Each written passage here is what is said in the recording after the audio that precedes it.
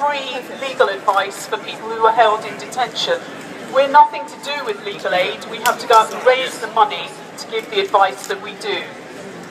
About 28,000 people are held in immigration detention each year in the UK, and at any one time there are about 4,000 people held in removal centres and prisons across the country.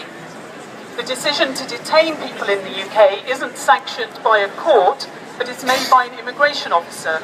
There are no automatic regular bail hearings at which detainees can argue for their release if they haven't been removed, but instead, detainees and their lawyers must initiate applications for release and any legal challenge to their detention or the conditions of their detention.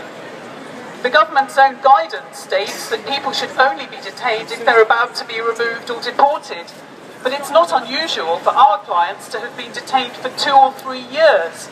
And we have clients who've been detained for up to 5 years without removal. That's equivalent to a 10-year prison sentence. People find themselves in detention for a variety of reasons. Some have lived and worked in the UK for years, decades even, and have roots and family in this country.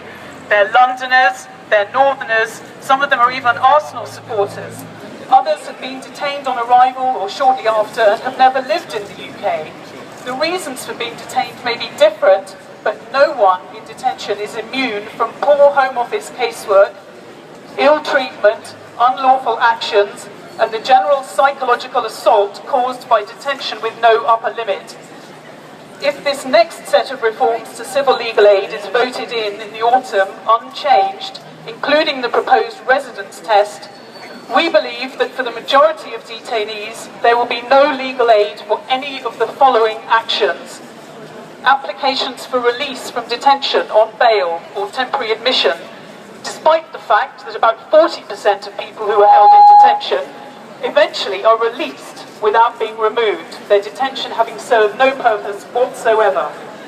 Applications for judicial review of the length of their detention or the conditions of their detention, or to challenge removal directions.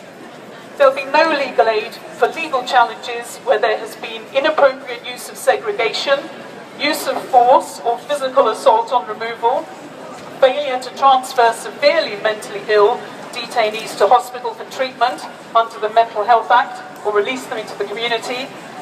No legal aid for people in detention with a history of torture or ill treatment against all existing guidance.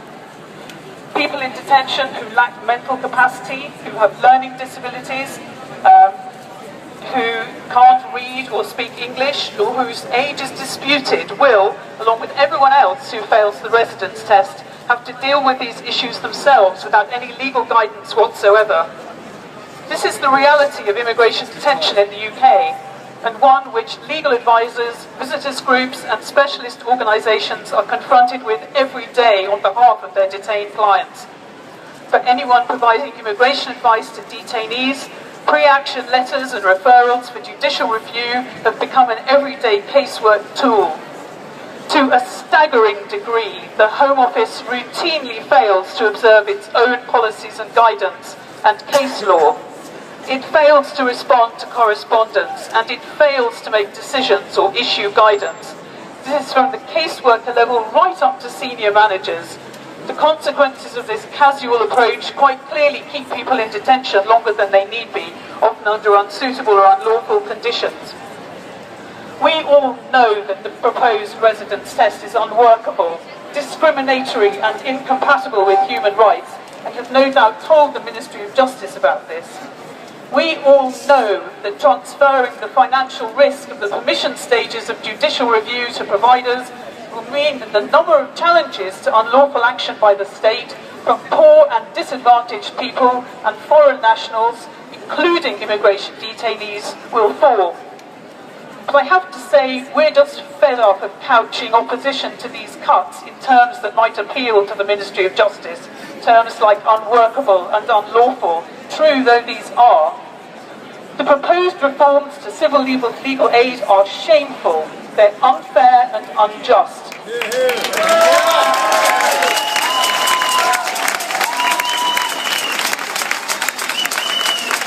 They make me angry and embarrassed. We are forced to draw the conclusion that poor people and foreign nationals are considered by this government to be unworthy of a publicly funded safety net and unworthy of redress where they've been treated unlawfully by the state. Clearly, this government considers it acceptable to provide itself with immunity from all legal scrutiny where foreign nationals are concerned, even if such individuals are held in immigration detention on an indefinite and often unlawful basis. I'm going to stop there because my mouth's so dry I can't speak anymore. Thank you.